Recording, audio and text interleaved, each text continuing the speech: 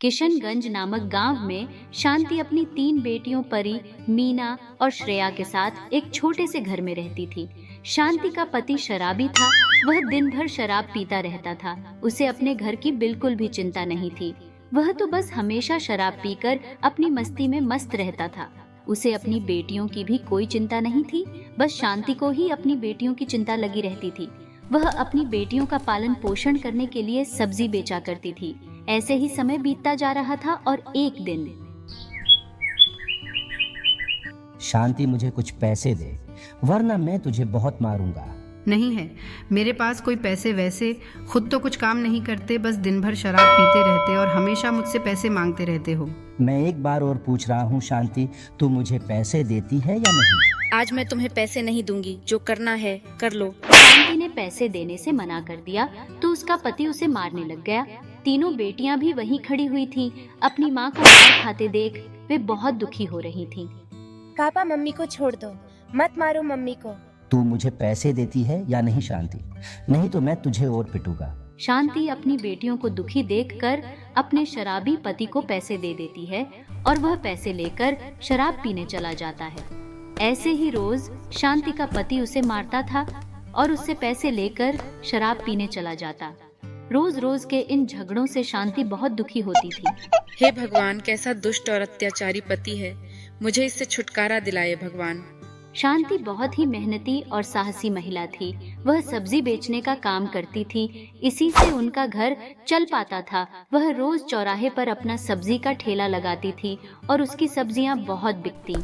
एक दिन वह सब्जी बेच रही थी, तभी उसकी पड़ोसन सुशीला उसके पास सब्जी लेने आती है।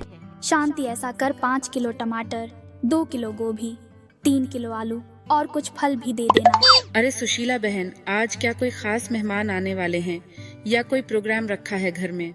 हाँ शांति, तुमने बिल्कुल सही कहा। आज मेरी बेटी का रिश्ता पक्का हो रहा है तो बहुत सारे मेहमान आने वाले हैं। बस इसीलिए इतनी सारी सब्जियां और फल लेकर जा रही हूँ। मेहमान आएंगे तो उनकी खातिरदारी भी तो करनी पड़ेगी ना। हाँ सुशीला बहन, लेकर जाइए। एकदम ताज़ा ताज़ा सब्जियां और फल है। वैसे शादी कब की रखी है? शादी में भी आप मुझसे ही फल और सब्जियां लेकर जाना। हाँ शांति, शादी तो अगले महीने ही है। मैं तो अपनी बेटी के शादी का कार्ड तुझे भी दूंगी। जरूर आना अपनी तीनों बेटियों के साथ। हाँ जरूर आऊंगी सुशीला बहन, और अपनी तीनों बेटियों को भी लेकर आऊंगी। वैसे तुम कब कर रही हो?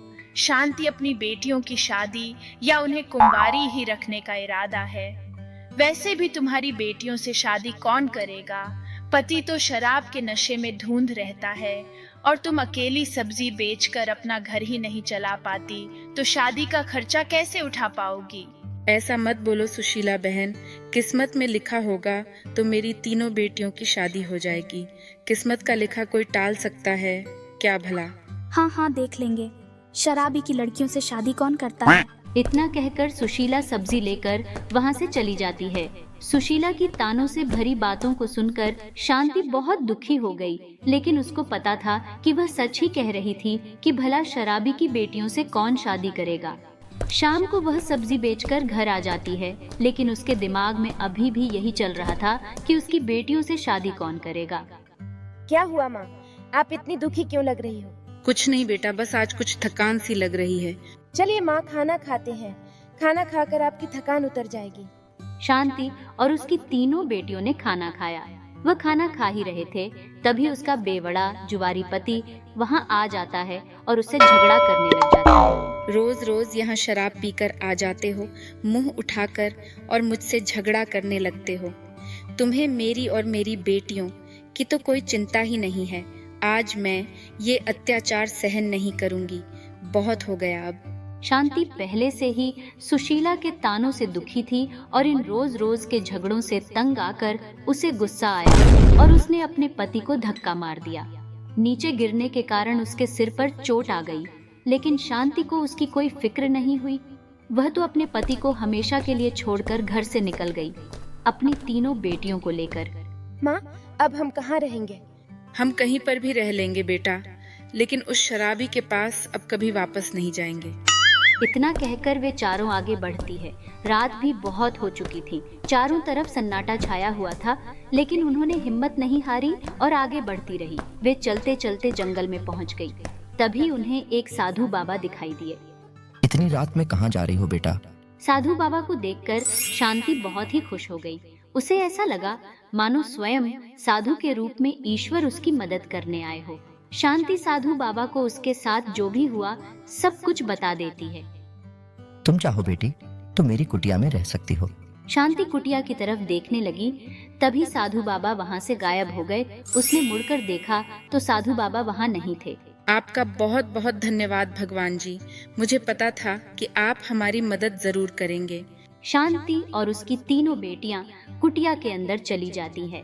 अब वे चारों उसी कुटिया में रहकर अपना जीवन गुजारने लगे। 1-2 दिन बाद शांति ने अपना सब्जी बेचने का काम फिर से शुरू कर दिया। अब उसकी तीनों बेटियां भी उसके साथ काम में उसकी मदद करने लग गई थीं। शांति को अब अपनी बेटियों की शादी की चिंता भी नहीं रहती थी। अब उनके जीवन में दुख खत्म हो गए और वे अपना जीवन खुशी खुशी जीने लग गए थे।